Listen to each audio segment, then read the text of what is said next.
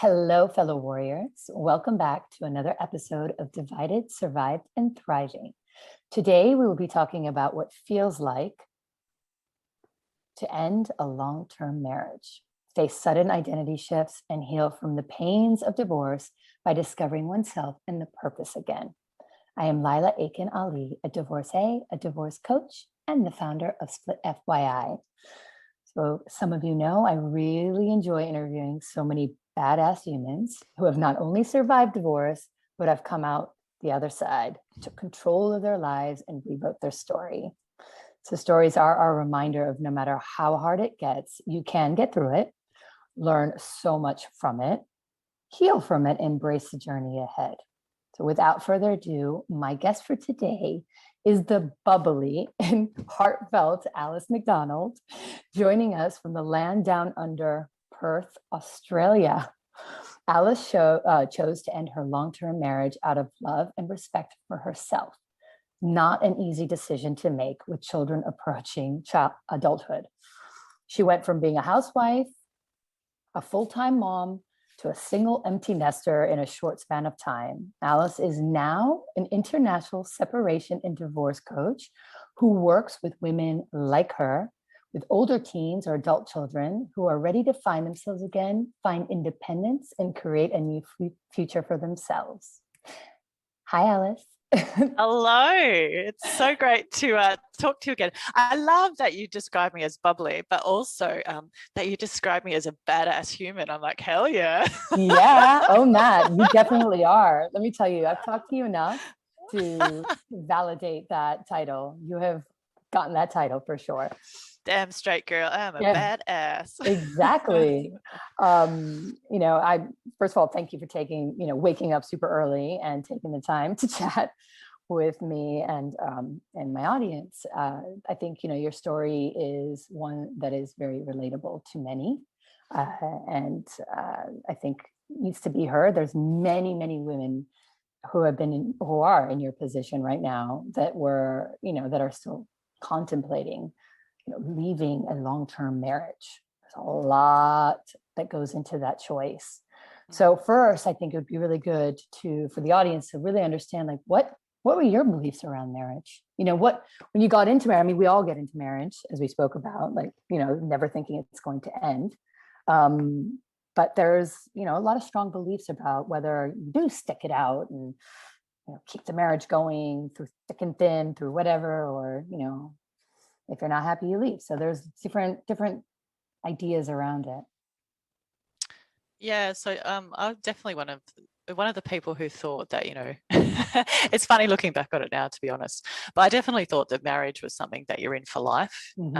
And you fully expect that there will be ups and downs, and there will be times where things are really rubbish.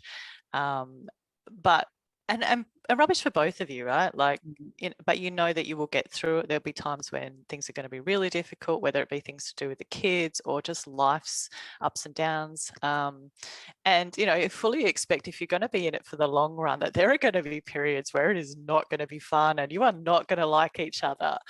But the security and the comfort in knowing that you have got somebody who's willing to stick with you for that whole of the rest of your life. It's an agreement, right? Like, it really is an agreement that I'm here to look after you and you're here to look after me. Right. And when you realize that has to come to an end, it's just, you need two people to honor that agreement, right? Like, it doesn't work if only one person says, yeah, look, I'm here and I'm here to look after you regardless of what happens. If that agreement is broken, it doesn't work. Right. Yeah, so I was definitely in it for the long haul and, did everything I possibly could as far as I can see to try and make it work. And it takes two people, unfortunately.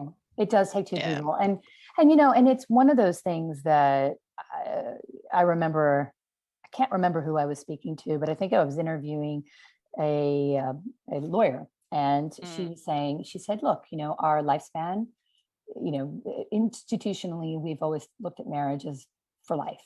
But we're lasting a lot longer these days. Yeah, let's And have multiple lives within one, right? Multiple marriages. No, don't do that. Don't do that. But anyway. Well, no, but I mean, it's hard to say that, wow, like, we're living till we're 90s and hundreds, and staying with the same person for that long can be really difficult. And I know that you got married at a young age. Am I correct? Yeah, so I didn't necessarily get married at a young age, but I met my now ex-husband when I was 16 years old. So Right. I was 16, he was 17.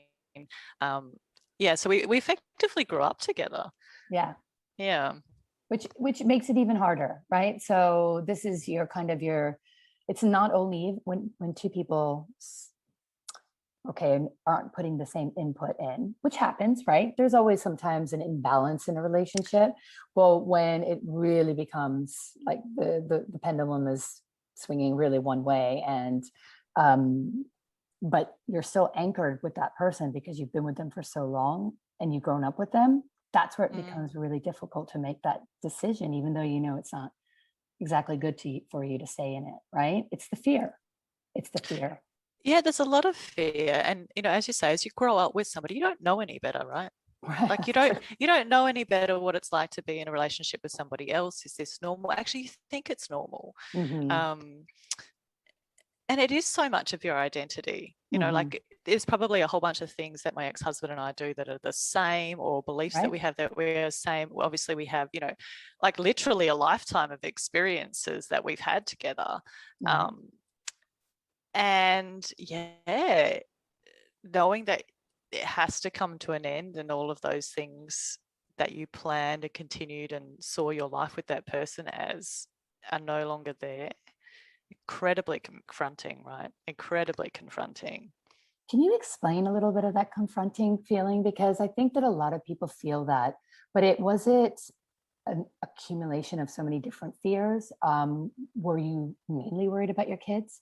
Were you worried about what other people thought? Was it just all of it felt the same?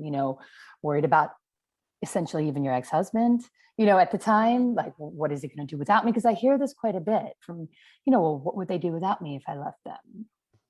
Or what were my it's a really good question. I mean, there are so many things to think about, in terms of when, in particular, when I realized that there was no way I could continue in this marriage, like the moment that I was, and I was shocked, right? There was repeated things that happened over and over and again, and we'd had lots of conversations about it. And again, as I said, my agreement was that we worked through everything. Right. And I really wanted to, regardless of how hard it was. I'm like, this is really rubbish, but no, I'm committed to him. I'm committed to him. I love him. This is the agreement. I want to stay with him. And sure, he's dealing with some stuff right now, but this isn't working for me. And, we had chats about it, and then things kept happening again and again and again. And there was just one moment where I'm like, you know what? I have to divorce this guy. Like, in order for me to be happy, I need to divorce this guy, because everything is just going to continue to keep happening. Right. And that does make me miserable, and I do not want to be miserable for the rest of my life. Right. And so to go back to your question about concerns about that, so much. So first of all, it's like that fairy tale ending, all of those, the like travel that we'd planned together, ideas that I had about the future, about what life would look like after our children were adults and we had time to go out and do things, right? Yeah, right. Finally, all of those things all of a sudden gone. Right. And nothing in its space. No idea. Then also, I don't have, oh God, the hardest thing was really, going through all of this was not having that shoulder to cry on anymore. Right. There is that really soft space that, for me, my husband provided for me. Right. And, just where you can just fall, you can just be like you. really, yeah. But then you're like, no, okay, I'm saying goodbye to that as well. Right.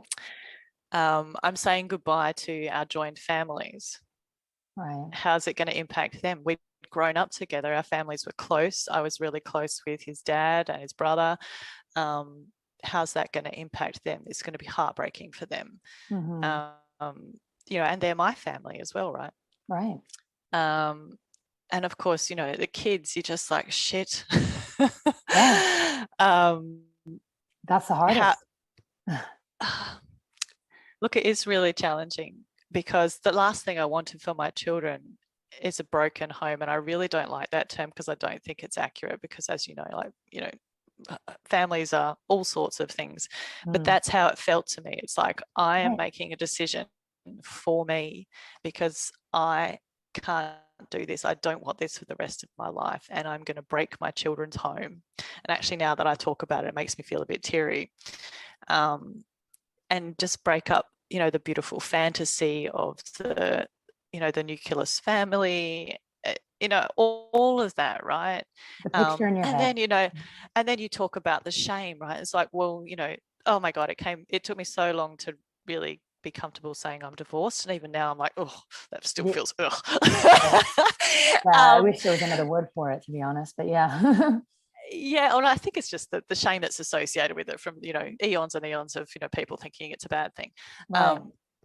But the shame that goes with, you know, oh no, it's the embarrassment of I couldn't make it work, right? Yeah, You know, yeah. I failed. I'm not good enough. I couldn't do it. And for someone who likes everything to go rather perfect, I do. Goddamn life, it just does not work perfectly. No way. It's so freaking embarrassing. Yeah. And that's just, it sounds really trivial, but you know, at the same time, it's like, no, it really is, right? Like, so many considerations in terms of it being confronting. I mean, and then not to mention, oh my goodness, how am I going to support myself financially? Right. I have not worked in a paid capacity for a really long time. Doesn't mean I'm not educated or capable of doing things, but I have no idea how I'm going to do that. And I'm 42 already. Starting at the bottom really doesn't sound like fun. Yeah. And look, and that's a whole nother conversation, right? Because the first thing that you're confronted by when you go out and talk to people about, you know, potentially jobs or working, and they're like, oh, but I wouldn't hire you because you don't have experience. Yeah.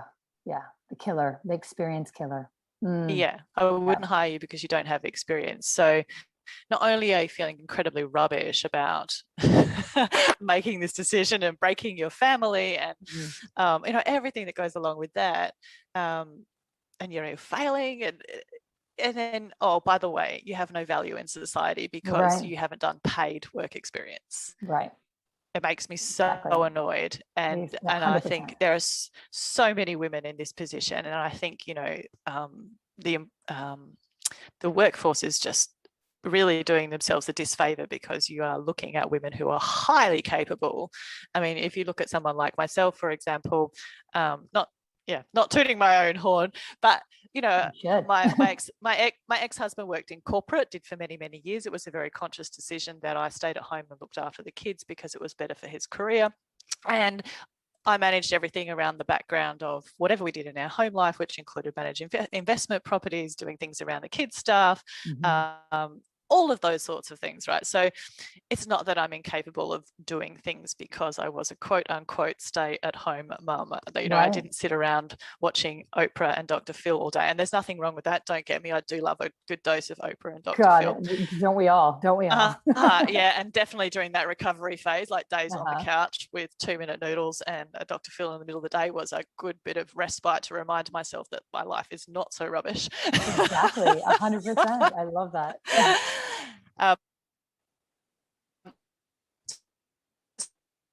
Long-winded question to answer, you know, and to be honest, even the things that I've just touched on now are just really the tip of the iceberg. It's really giving up everything that you know and stepping into the unknown, based on faith that I will get through it. And that was it, because there were other people that have done it before me. Yeah. And I just knew I just couldn't stay because it was awful and it wasn't going to get any better. It was like you finally were listening to that voice, that instinctual voice inside of you, right? Which we really do.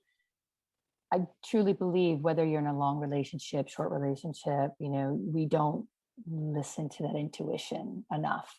or we choose not to because of the circumstances. Your families were intertwined, you've been with him since you were 16, you've got kids, you're looking at the external, you're looking at all those things, they're factoring in your decisions instead of what's your gut's telling you is probably telling you for years, I'm assuming. So, absolutely. Shouting at you. Sometimes I say that it's interesting because, things will happen in your life. Like you'll go out and, you'll fall, you'll trip, you'll do something so silly. They're like, oh, how did I do that? Like, where's my brain? Well, where's your brain? Your brain, something is trying to tell you that you need to shift something out of your life and start listening to yourself. It's trying to stop you. It's trying to make you, really think for yourself and do what's good for you. Because actually, ultimately, although a lot of people come to me and I hear these stories often, I feel really selfish. I feel guilty. I feel selfish. I feel guilty. And they're labeling it constantly in their mind about this churning of, I feel guilty. I feel selfish because I chose me. Well, if you didn't choose you, what would happen? What would happen? Because you couldn't sustain itself. And remember that it just couldn't, that unhappiness, you could get sick. You could cause so many other things that your kids wouldn't have you 100%. Ultimately. Yeah, for sure. I can totally relate to that feeling selfish. Like my decision was about me and it took everything that I had to go, I need like this. As I said, I ended my marriage out of love and self-respect. And, like in terms of the relationship with the kids, in terms of, this is me being really selfish. It would have been really selfish of me to stay in that relationship because it was safe, right, easy, quote unquote, than to demonstrate to my children that if somebody treats you like this, you do not stay. Exactly. I mean, it's a big learning curve for kids. And I think that as hard as it is, and they do feel anger, they go through their own disillusionment. I know I was 16 when my parents separated, and I know it was really tough for me because I couldn't understand why. I didn't know all the ins and outs, of course. I didn't know everything that was, we don't have that insight into their relationship.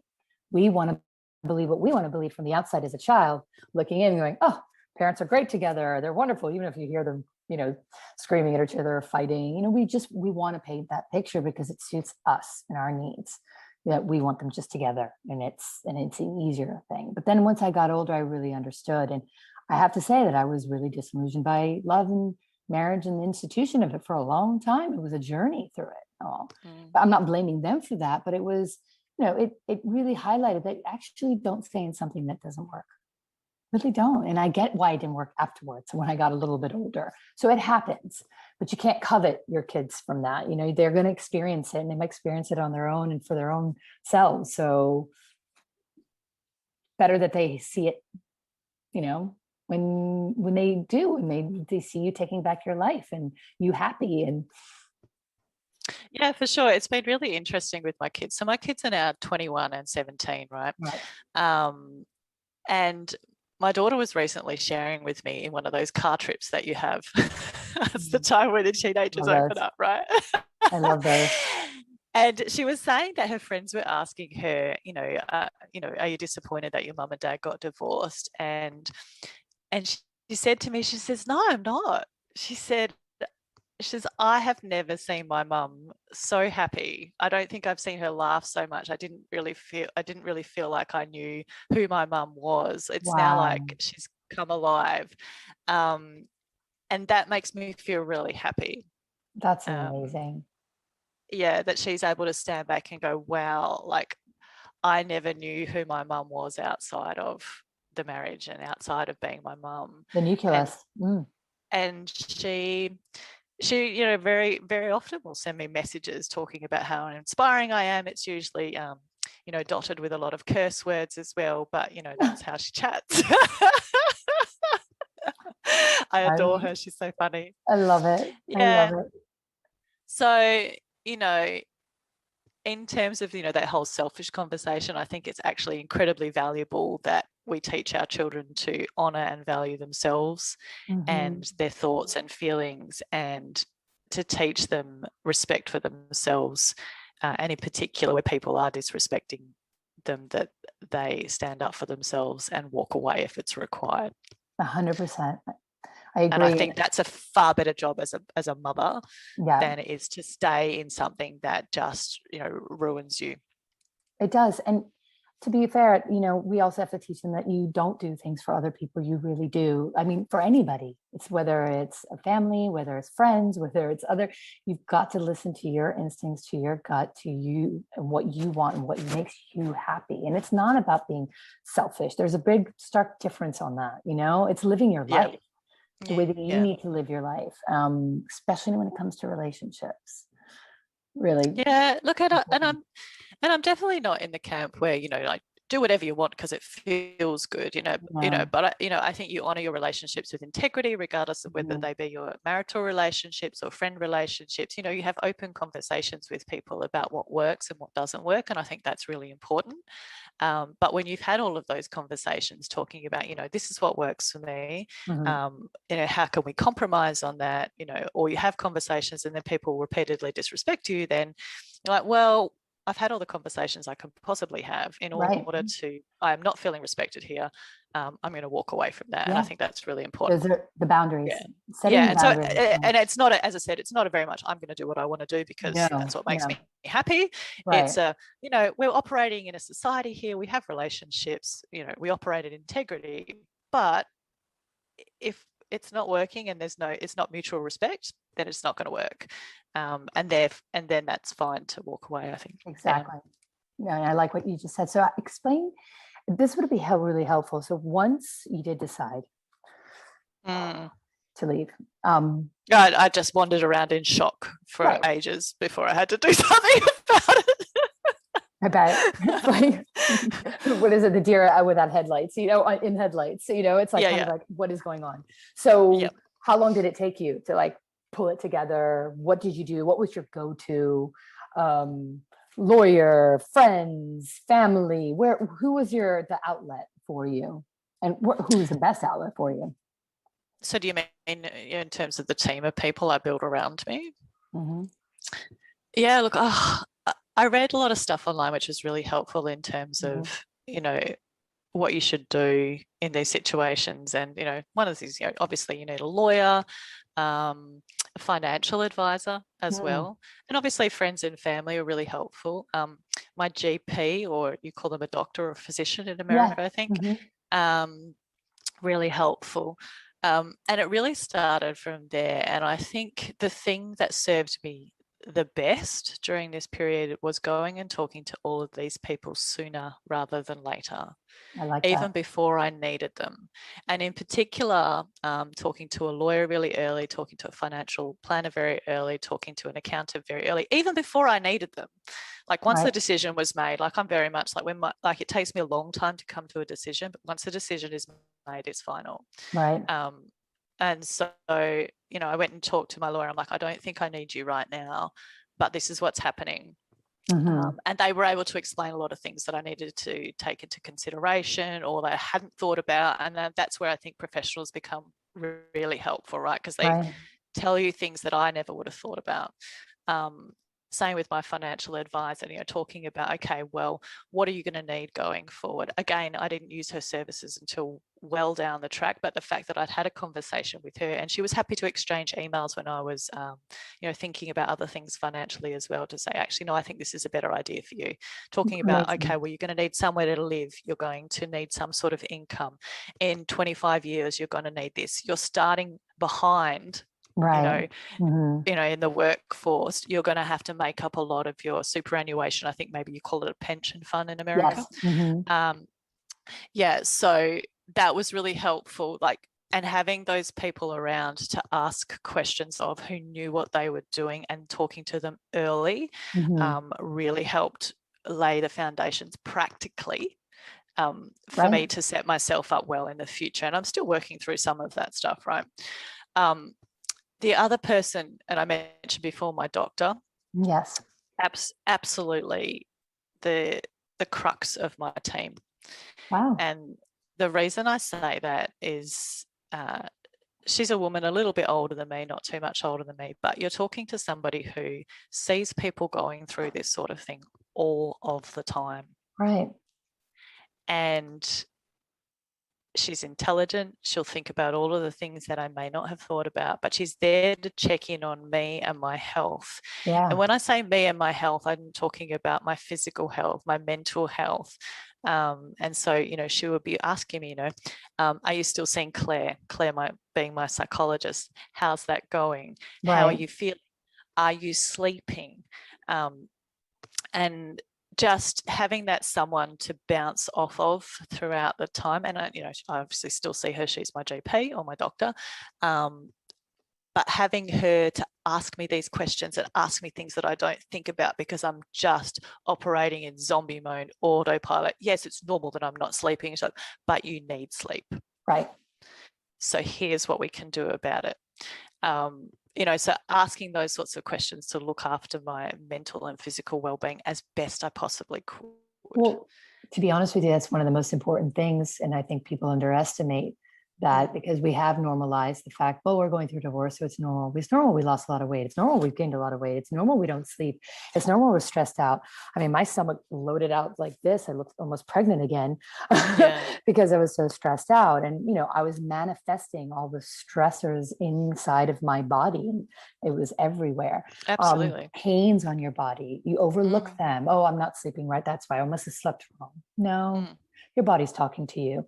And to have that, and I actually never thought of it that way, of how important it is. And a lot of people don't feel like they could talk to their GP or doctor, as either one, because they feel like it's, unless you have a medical reason to go to them, why go to them? But actually you do have a medical reason. This is a medical reason. It's looking after your physical and mental health. Completely. And without that, very hard to make really hard decisions. I actually want to touch on something you just said there, about people not having a doctor that they feel comfortable with. And I'm going to talk about, can you hear me? Real good. I actually want to talk about working with people that you do feel comfortable with. And so in terms of my team, every single person on my team, every professional that I hire to work with, they are all people that I'd be really happy to sit down and have a cup of coffee with. So the thing to think about, this is definitely one of the things that I thought about, especially when I came to working with a lawyer. Like, I thought I could possibly be working with this person for a really long period of time. I'm going to have to share intimate details about my life with this person for a long period of time. Or maybe just a short, but either way, I'm going to have to share intimate details. Yeah. I have to be comfortable asking this person a lot of, what I would deem to be stupid questions because I just don't know the answers to them. Right. And so all of the people that I've worked with over time during this period, and it's just become a standard for me now, is the litmus test I have is, would I be happy to sit down and have a cup of coffee with this person and have a chat about life in general? I mean, it's not dissimilar to me having this conversation with you today. When we first chatted, like, I want to be talking to people who I'm quite happy to sit down and have a cup of coffee with, and arguably I could go, you know what, Layla, let's go for a glass of wine. We're on the other side of the world, but, I'd be quite happy to do Thank that. God for Zoom. We could totally do it. I mean, it'd be a bit weird timings, but Yeah, that's right. Whether one of us drinks coffee or champagne depends on the time zone that we're in, right? Exactly. But this is one of the things I think is really important. So you not only have to build yourself a team to support you, and that's what I did, but it's also really important that you build a team that you're comfortable working with. It's really interesting you're saying that, because I remember when I went through a divorce, I was really young. I was the first out of my peers to get divorced. So I really didn't have anybody or any resources to go to say, who do I use? Who do I use as a lawyer? So I went to an older lady who I knew, who said, oh, let me ask my group of friends. Don't worry, they've all been divorced. So, I got a nice little beauty parade of, list of lawyers to call. And I went with not the most renowned or the most,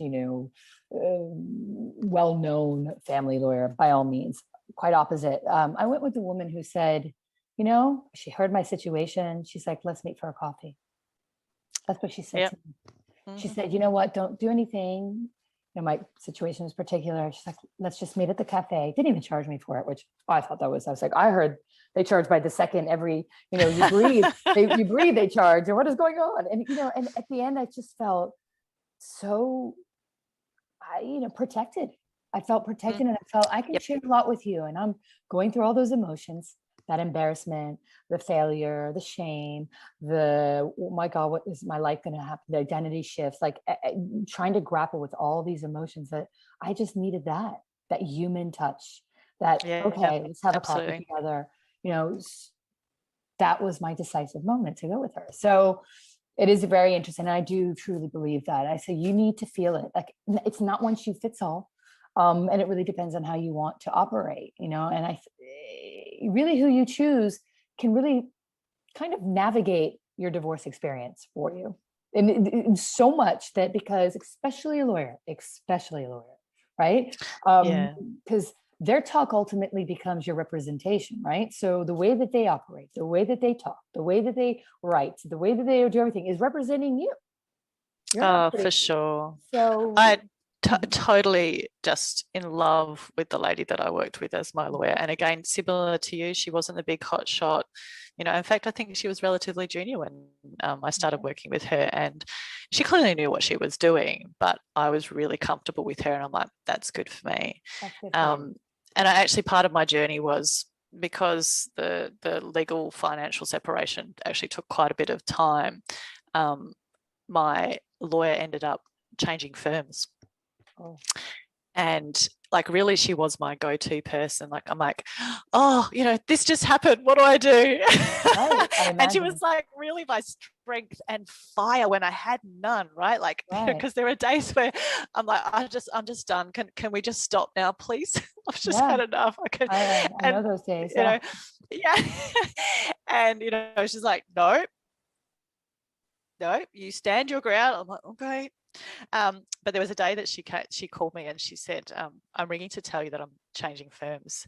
And she says, I've set you up with this other lady to take over your account, and I think she'll work really well with you. But I was like a bit hesitant because I didn't know her. And I literally got off the phone, and even now it makes me sad. I literally got off the phone shaking and, sat on the floor and had a cry for a while. Oh, I bet. Because she was the strength that I needed, right? And I trusted her. And I carry that with me. I carry some of the strength that she stood up for me during that time, right? Valued me, spoke to me like a human being, spoke to me like an intelligent human being, which was just beautiful, right? And she has been an instrumental part of my journey, even though she ended up having to stop being my lawyer because of the change of firms, but just a truly beautiful human being. And I like to remind her that so much of the work that she did is the reason that I'm standing on my feet today and have this beautiful future ahead of me, because without her I wouldn't be where I am. But it was a huge moment the day she told me that she wasn't working for me anymore.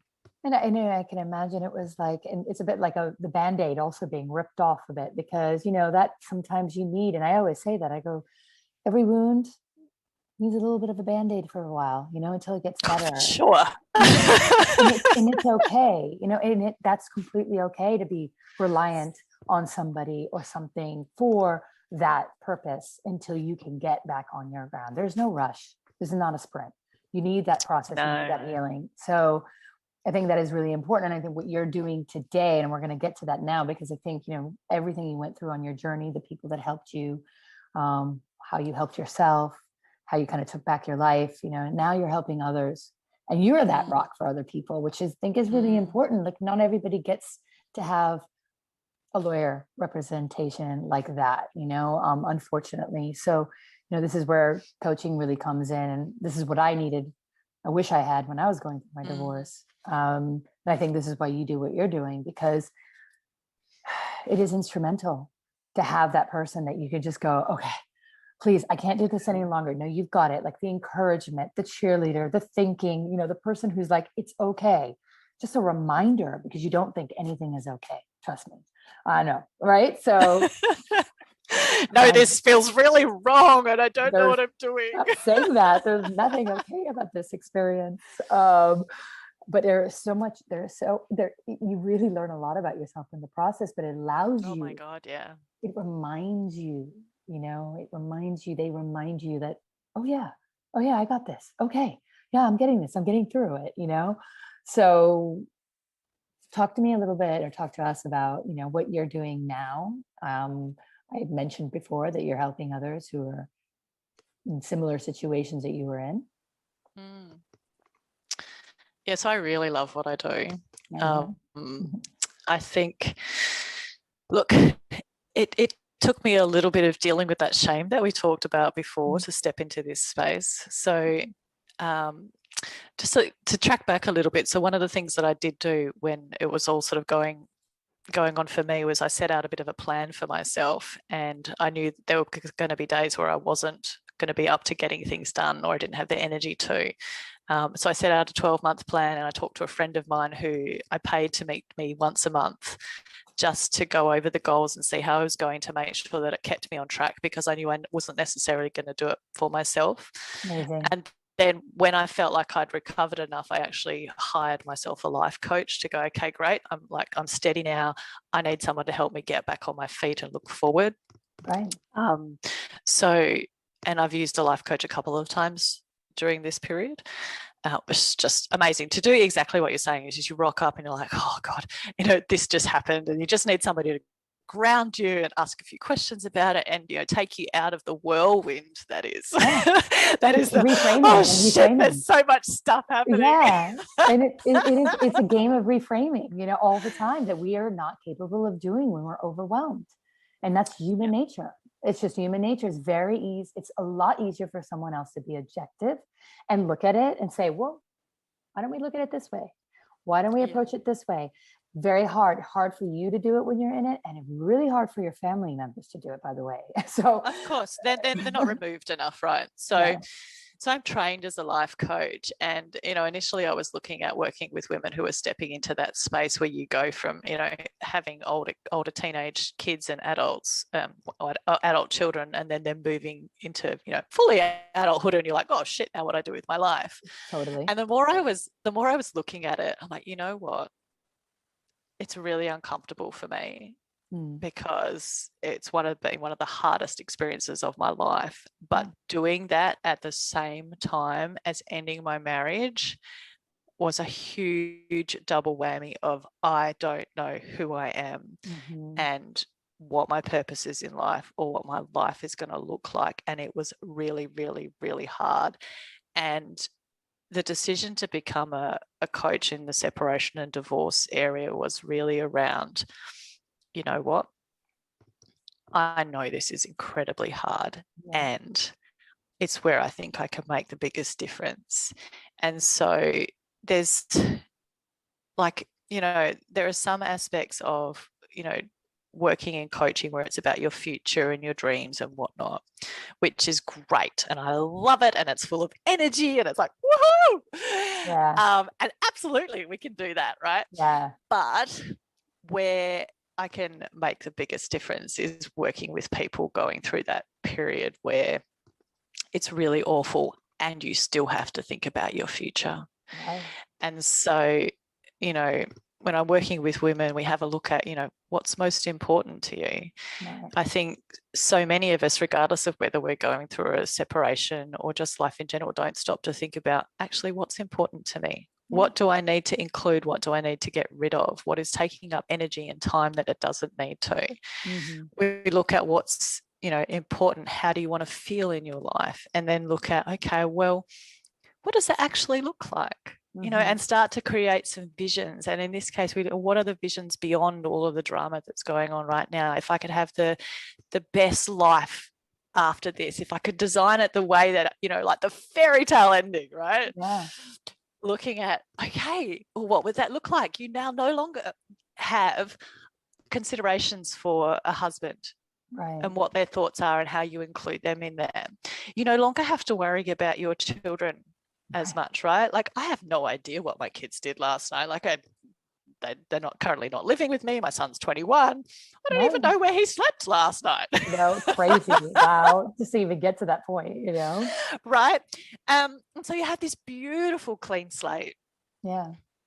And so I mean, even though you're stepping out of this zone where it's challenging, it's really hard, but once you get to the point where you're starting to think about your future, you really do have a clean slate. Yeah.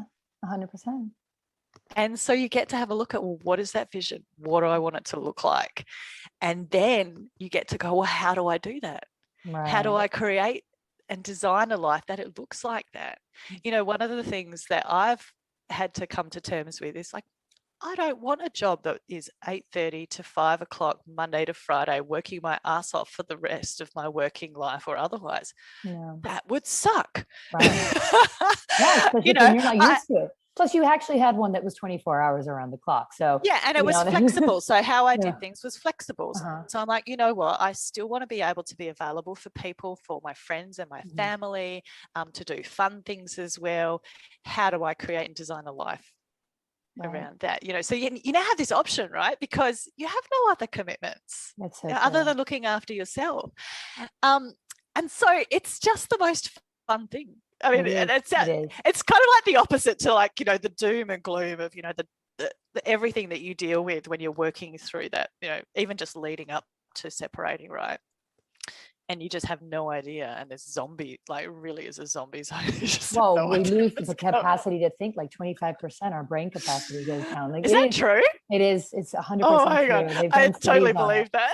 Yeah, you're in a fog. You just don't. Totally can't. And I think that the operation, operating on that, well, commingling all of that together is where it gets overwhelming, right? So if you can compartmentalize a lot of things, there is that business of divorce and that approach to it and say, okay, there's the crappy stuff you got to do, the logistics, the this, okay, like a bad business, something that we're about, work that you don't really want to go to, but knowing that you're going to get out of that work soon, like you're on your way to recreating another job, and it's like, it's kind of just, again, shifting that mind, frame of how you're looking at it and how you're working on it. And I think it really is something that people have a hard time with because it is overwhelming. Now, they just want sometimes somebody to just sit with them and say, I got you.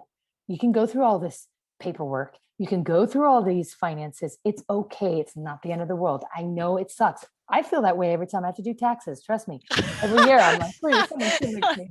Hold my hand. And I'm doing it in 2 countries. So I know, I mean, it's painful. It is painful. And I get it. And it is nice to have a friend who just even is sitting and looking at me when I'm doing it, just I know that you're there. And there is that comfort that you need a little bit to go through that, but don't do it all the time. Like, I surely would not be working 24 hours around the clock on my taxes. Hell no. You work on it a couple hours, you put it away. It's exactly the same approach that you should be taking, and leave that energy to start, like you said, envisioning this new life that you can have, one little soundbite at a time. I mean, of course, you're not going to be, already there in your mind, but plant the seed. It's like planting those little seeds. And it's that role that as coaches have is really important, because I think that when surrounded by your friends and family, which I say they're always really important to have, they are in it with you. And a lot of times in that story with you, it's hard for them to see outside that box too, right? And they're kind of in the overwhelm with you. Which is also comforting, by the way, because you do want a bit of that camaraderie when you're in that feeling, but you can't stay in there. And I think it is, and it's important to say, and listen, that, like, I think we said this earlier before I started recording, but it's that little beacon of hope. Your story is very relatable to many, many, many, many women who are in this position where they feel they're unhappy. They don't want to stay in the relationship, but they are scared. They're scared. They are, worried about everybody else around them except themselves. And so, this is a very relatable story. And I think that you're the beacon of hope for them, that can say, well, actually, this can happen. It's okay. No one's going to die from it. No one's going to die from it. No one's Well, actually it died feels from a like it divorce. sometimes. It does. It feels like it. It feels like you are smashed with so many emotions, and that nobody has ever said it's easy. I know amicable divorces that haven't been easy. So, it's an emotional roller coaster. You can't deny it, but it also teaches you a lot about yourself. There's a lot to learn Yeah, about for you. sure. I'm so much stronger in the Mhm. person that I am right now. I know who I am. I know what I want. I know what I like. I know what I don't like, and I know what I won't tolerate either. So, I would say that my tolerance for rubbish is a lot lower than it used to be. Yeah. But it's not it's not an angry point. It's like, well, that doesn't work for me. No, sorry, and then move on. Yes. I Like don't time. that. I don't spend time dwelling on anything now. I'm like, I'll just do more of the things that bring me joy and things that make me happy, and hang out with more people that make me happy, and do things that make me happy. And Yeah. I really never know. I think the thing that my divorce experience has taught me more than anything is I have no idea what's happening tomorrow. No. I just take one day at a time. I take steps in a direction that makes sense to me on the day, and I trust Totally. that inner voice you're talking about before. I trust that more than anything nowadays, and that's fine. And and a lot of times I spend resting. Um, Right. so And it's not always about moving unapologetically. forward. I love it. No, really, because I need to. Mm-hmm. It's good for me. And when we Yeah. spend too much time doing things fast, I think, you mentioned, doing little bits at a time before. Yeah. I'm such a big fan of incremental upgrades, going Yeah. slowly at things, just little bits at a time, and it adds up. And I think when you're especially going through a separation or divorce, it's so draining on your energy.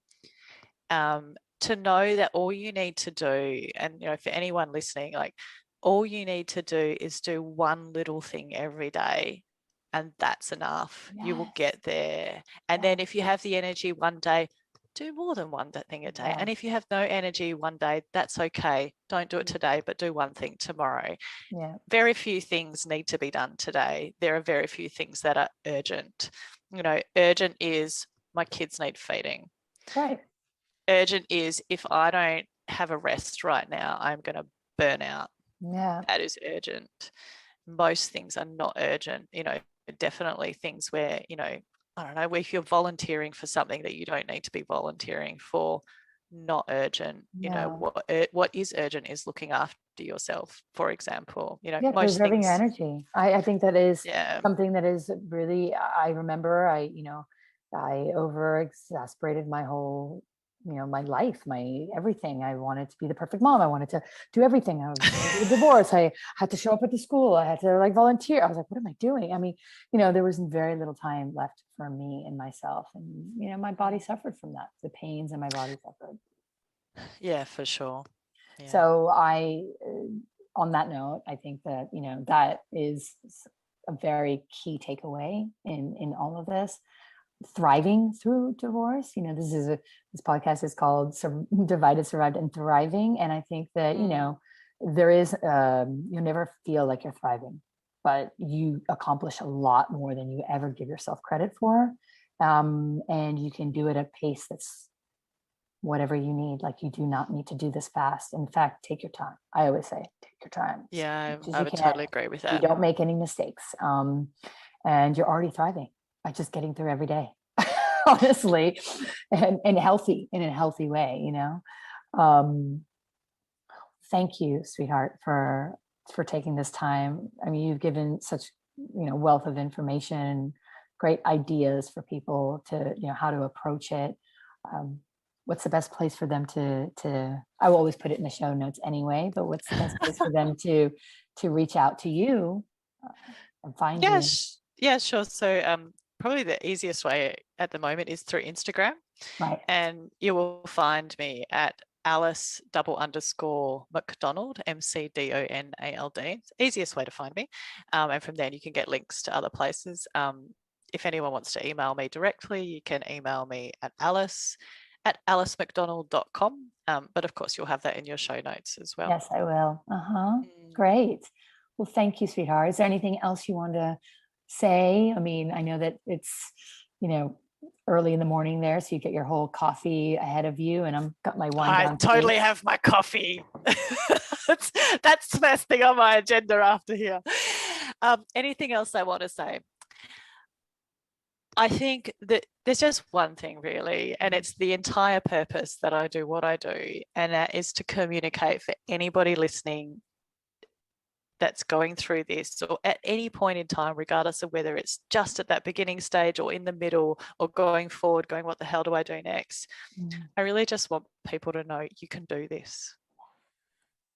I like that.